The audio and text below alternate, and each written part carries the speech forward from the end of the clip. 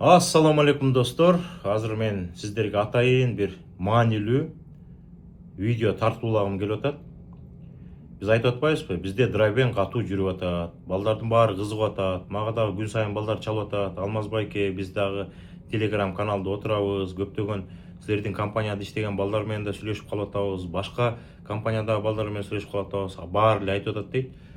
Силерде драйвен абдан катуу болуп атат. Жалаң USB-син жүктөрүн ташыйт экенсиңер. Тимдердин груздары бар экен. Арзан жүктөр. Бир жумада ташыла турган груздун баасы, жүктүн баасы 10 миңден өйдө болуп атыптыр деп. Азыр мен ошону сиздерге көрсөтүп коеюн. Amazon билбейм, Amazon көп эле компаниялар айтып атат, аккаунттар жабылып калып атат.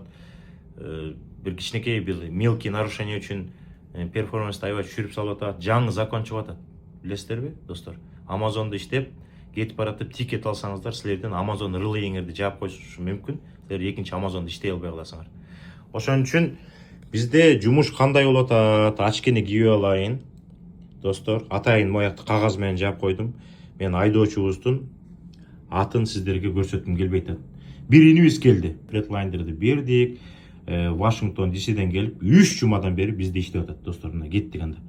Fuel карточкасын алды, лоутбуктардын баарын кошту, драйвенди иштеп жатат, мына көрүп атасыздар, достор. Кутман чалып атат. Азыр сүйлөшүп коелу, Кутман менен анан сиздер улантабыз. Алло, Кутман кандай? Достор, кеттик анда. Мына fuel карточкасын алды, кеттик. Атын жаап койдук. 107-чи трак, Freightliner, 23-чү жылкы Freightliner болуш керек. Мына 2000ге жүк алды, эң биринчи. Бул жигитибиз 3 гана жума иштеди да, ошо 3 жуманы сиздерге көрсөтөйүн деп атам. USB-сте кандай жүктөрдү алышат экен. Amazonго окшоп кээ Amazon'дор азыр мыйтыңдап, суммасы өтө чоң болуп атат, правилалары жестокий болуп атат. Биякта болсо стабильность бар, постоянно жакшы жүктөр. 2000дик жүктү көрдүңүздөр. Кете беребиз. Мага деле кызык болуп атат. Мыяка кирип атат, жүктөрүн көрсөтүп атат, сыйылдарын көрсөтүп. Мен жүктөргө токтоп турам да. Эгерде бир инвесторлор бизге трак кошуп калсаңыздар, ушулардын баарын сиздер көрүп турасыңар. Азыр дагы бир жүктү алат, ал жүктү канча калды көрсөтөбүз. Диспетчерлер менен сүйлөшөт, мияка жеттим, тияка жеттим, тиги маселе, бул маселе деп сүйлөшүп турушат. Мындай жүк бар, тигиндей жүк бар, аласыңбы, албайсыңбы деп дагы бир жүк алды. Көрдүңүздөрбү? $4000 алды. Үстүндө confirmation турат, каяктан каяка барат, канча майл жүрөт, кандай деп. Көрдүңүздөр, 2000ге жүк алды, андан кийин 4000ге жүк алды. Жеңил жүктөр 15000ден ылдый. Тим жүктөрү абдан көп экен. Жакшы, достор, азыр мына кетип бартабыз. 2 жүк болду, 3 жума иштеди да. Ана мен сиздерге стейтментин да көрсөтөм. Канча чыгып атат. Бир стейтментти сиздерге көрсөтүп коеюн, ушул жигитибиздин. Атын да көрсөткөн жокмун. Просто трактын номерин көрүп атабыз, достор. Азыр 2 жүк болду, азыр 3-чү жүгүн көрөбүз. Мына жүк предлагать эте баштадым. Мына мияктан тияка барасыңбы, тияктан тияка барасыңбы деп. Мына кайра жүк алды. 2200 алды, көрдүңүздөрбү? 2200ге жүк алды. 950 билем мен. Колорадодан Ютага барышат. Ютадан жакшы жүк менен чыгат. Азыр мына кийинки жүк, сонун жүк чыгыш керек. Сонун жүк чыгыш керек, достор. Сразу 2 жүктү подряд берди. Тигини тияка жеткизесиң, андан кийин $950 Колорадога барып, Ютаны көздөй кетесиң деди. Азыр инебиз 2 жүк көрдүңүздөр, көрдүңүздөрбү? Ютадан $4000 менен кайра чыкты. Ютадан чыкты. Жеңил жүк. Кайра $2530 көрдүңүздөрбү? Жүк алды кайра. Кайра кетип бартат. Бул болгону 3 жуманын Telegram каналын көрсөтүп атам. Бардык балдарды кушу сыяктуу да. Бардык жигиттерди аябай доволен болуп атышат. Amazon'дон көп балдар өтүп атат. Азыр бизге эмне деген балдар кирип атат? Баары эле сразу эле драйвен деп атат. $950 кайра жүк алды, по-моему, кайра Колорадодан кетти го дейм. Эмени көздөй, Ютаны көздөй. Мына көрдүңүздөр, Ютага барып $5400 кайра жүк алды. Amazon болсо мыйтың деп атат да, $800, $700, $1000 деп, 1,5 деп, мыякта болсо сразу жакшы жүктөрдү алып атат. Достор, аз калды, бүтөйүн деп калды го дейм. Мына кайра 3700ге жүк алды. 3700ге жүк алды. Акыркы жүктөр болуп калышы мүмкүн. Уже 3 эле жума иштеди да, бул инебиз. $950 жүк алды. Ошол эле жерде тегерем жүрөт окшойт. Кайра Колорадога барыптыр. Мен билем сразу эле $950 бардык биздин айдоочулар алат Колорадодан Ютаны көздөй. Бизде деген көп водительдер бул драйвер менен чыгып атышат, жалаң өзбек жигиттер да мыяктачы. Чикагодан чыкканда көбүнчөсү ошо Колорадоны көздөй алып барып атат. 1000 майл экен, 1000 майлга жетпеген бир майлга 3000, 3200 менен 3700 менен кетип атат. Кайра 2100гө жүк алышыптыр. Кайра кетти. Так.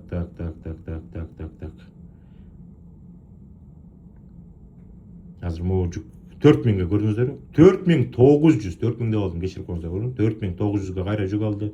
Макул. $4400 жүктү көрдүк.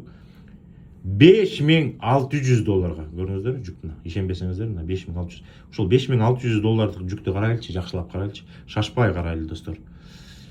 Калифорниядан алыптыр. Нью-Джерсини көздөй, көрдүңүздөрбү? Үстүңкүсү Калифорния, ылдыйкысы болсо Нью-Джерси. Ушул жүктү биздин айдоочубуз $5600 алган боюнча акыркы жүк экен, кетпей калды. Ушундай достор. Драйвен жакшы болуп атат. Азыр мен сиздерге ушул Invis'тин бир стейтментин көрсөтүп берейин. Бул Invis эме да. Мекендештер көп эле да, аттары окшош. Эрнис деген Invis. Эрнис көрүп атсаң чоң жалынды салам, азаматсың. Жигиттин гүл экенсиң, гүрүлдөтүп иштеткенсиң. Анан мыякта дагы Азамат деген Invis бар. Азамат деген Invis биз менен иштегенине 1,5 ай болду. 4 жолу стейтмент чыкты. Бизден 907 деген Redliner'ды сатып алган, 45 000 калды. 15 000 даун пеймент берип 30 000 утулам деп алган. Ошол иним менен сүйлөштүм, өткөндө сүйлөшсөм айтты. Алмаз байке 4 жума стейтмент чыкты, бир дагы жума 10 000ден ылдый түшө элек деп. Бул мекендештерге айтып коюш керек да. Бул гросс деп коет. Бир жумада ар кандай суммага ташышат мекендештер жүктүчү. Гросс деп коет. Гроссты бир жумада, например, 8 000ге, 7 000ге, кээ бир слабый компаниялар 6 000ге, 4 000ге, 3 000ге деп деле ташып атышпайбы? Ошол 10 000ден ашса, бул абдан сонунда. Элестет эле 10 000 эле деп койгула, 10 000. Например, деген кээ бир балдар 33% иштейт да биздин компанияга. Ошолор өзүнүн трагы жок. Биздин эле тракты айдап, драйвенди иштеп $10 000 чыгарса, зарплатасы бир жумада таптаза $3300. Анан ошо Азамат иниме дагы абдан чоң, жалынды салам, абдан койгон жигит. Мындай бул жигиттер мындай да, диспетчер менен ырылдашып, бакырышып, өкүрүшүп, сөгүшүп антпейт. Аккуратно, жакшы дос болуп алышкан, жакшы отношение жасап, анан жакшы жүктөрдү берет. Диспетчерлер деле адам да. Алар деле ким жакшы сүйлөп, жакшы эметсе, жакшы жүктөрдү берет. Мыякта Утман деген иним чалып атат. Азыр сүйлөшүп туруп кайра улантам достор. Биздин мыякта деген биздин балдардын баарынын стейтменттери 4-күн сайын чыгат. Азыр мен сиздерге мындайынан көрсөтпөйүн, азыр фамилиясын көрсөтпөй ачайын, стейтменттин ачып атам. Так, көрөбүз азыр. Ошондо эмне жаман көрүнүп атат? Мына $13,834 чыгып атат. Ошондо кандай болот көрүңүздөр? 90 деп турат. 10% кармап атабыз биз.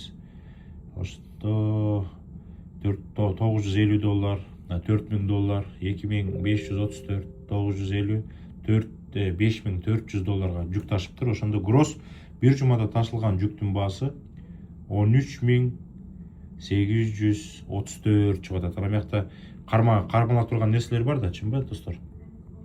Кандай кылабыз, мындай кылып көрсөтөйүнбү? Кармалап турган нерселер бар, баарын кармагандан кийин fuel discount мурда берчүбүз, азыр бербей калдык. $254 fuel discount экен бир жуманыкы. Ошентип зарплатасы мына.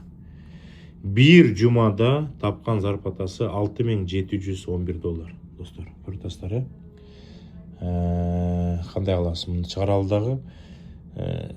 Эми башка балдардыкын деле көрсөтүп койсоң болот. Азыр мына көрдүңүздөрбү? Башка балдардыкын азырында ачып, бирок сизге эме кылайын мына. Фамилияларын көрсөтпөгөнгө аракет кылайын. Мындай бурайын дагы бир айдоочубузду эметейин, табайын мына. Азыр бул дагы бир айдоочунун жөнүнө көрсөтүп коюн деп атам. Канча жүк ташыптыр, канча калыптыр мыяка. Мына көрүп атасыздар. 2700гө жүк ташыптыр. Бул дагы көрүңүздөр, овнер же болбосо арендада жүрөт. 2700, 800, маяктан көрүп атасыздар, 4300, 1000, анан 1600га жүк ташыптыр. 10400 гроссты чыгыптыр, достор. Дагы бир 1-2 водительди көрсөтөйүн. Так, дейбиз дагы. Например, могу водительди көрөлү. Мен фамилиясын сиздерге көрсөтпөйүн, мындай кылып туруп. Бул кандай болуп тур? Бул айдоочубуз 3300гө, 4000ге, 3100гө жүк ташыптыр. 10400гө, көрдүңүздөрбү? Гросс. 10400 деп турат. Дагы бир башка бир водительди көрсөтөлү. Например, мынактан мына мону басып атам. Көрөлү 3900, 4000, 3000, 2700гө жүк ташыптыр. Булардын баары көбүнчөсү power эмеси, көбүнчөсү почта ташып атат, USPS. Мына 13600гө гросс ташып атат. Дагы бирөөнү көрсөтөлү, ошо менен токтойлу, достор. Так, азыр кандай кылам? Акыркысын ачалы, мына көрсөтөлү, көрүп атасыздар. Чоңойтуп атам. Бул айдоочусунун фамилиясын көрсөтпөйлү. 3200гө, 2040га, 960, 4000гө жүк ташыганда ошондо 10200гө жүк ташып атат, достор. 10200гө жүк ташып атат деген сөз.